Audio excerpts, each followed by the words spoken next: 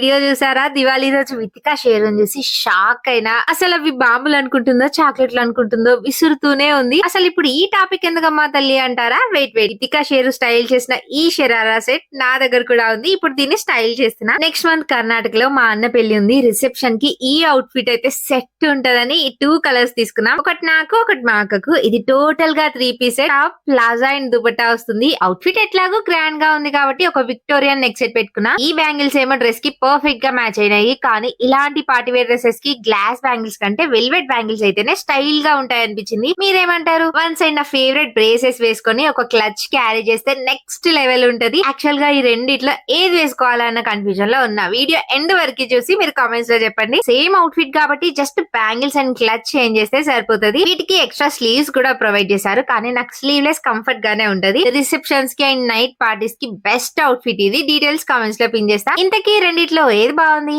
నాకేది సెట్ అయింది?